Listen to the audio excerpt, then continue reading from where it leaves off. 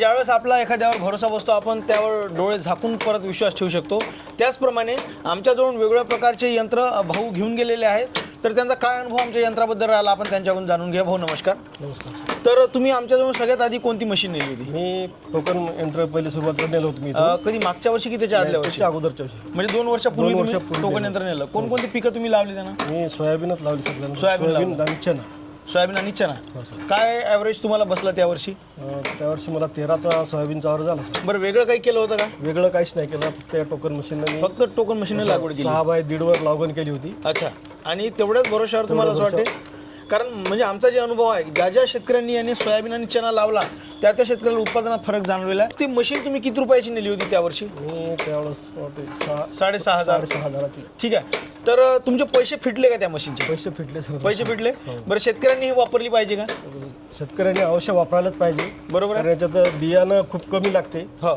आणि अंतर पण व्यवस्थित येते. अंतर व्यवस्थित पडते आणि बियाणं योग्य जागेवर. आणि उगवण कशी वाटली तुम्हाला? उगवण शक्ती चांगली आहे. म्हणजे बऱ्याच शेतकऱ्याचं म्हणणं आहे की बाबा या मशीननं मग ते चिखलात चालत नाही, गाट्यात चालत नाही. तर तुम्ही चिखलात तर आपण समजा जर ट्रॅक्टर जरी वापरतो म्हणलं तर ट्रॅक्टर चिखलात चालत नाही. बरोबर. त्याला वळणी आल्याशिवाय कोणतेही आपल्याला कोणतं यंत्र आपण नेऊ शकत नाही शेतात. शकत नाही. बरोबर आहे. त्यामुळं हे वापरणं चांगलं आहे. हे वापरणं योग्य राहील. एका दिवसात किती एकर तुमची लागवड झाली होती?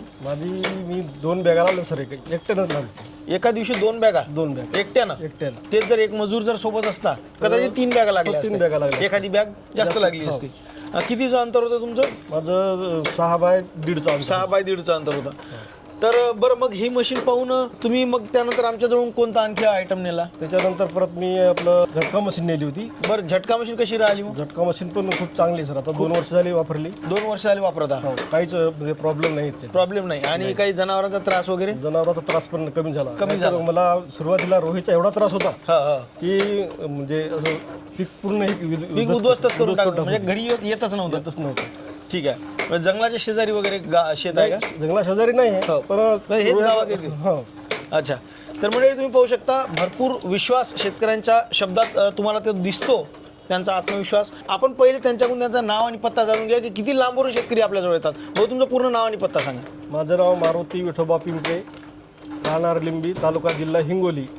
इथून मी आलेला आहे. एक जवळपास किती किलोमीटर लांबून तुम्ही आले? आता जवळपास सर 120 किलोमीटर आलं. 120 किलोमीटर एवढ्या लांबवरून भाऊ आलेले आहेत. तर मंडळी तुम्हाला जर ह्या मशीन खरेदी करायची आहे तर स्क्रीनवर दिलेला नंबर जो तुम्ही अधिक माहिती घेऊ शकता. किंवा जर तुम्हाला प्रत्यक्ष इथे यायचं असेल तर आमचा पत्ता आहे ॲग्री पॉवर, नायरा पेट्रोल पंपाच्या पाठीमागे, आर्नी रोड, दारवा, तालुका दारवा, जिल्हा यवतमाळ. इथे येऊन सुद्धा तुम्ही हे घेऊन जाऊ शकता.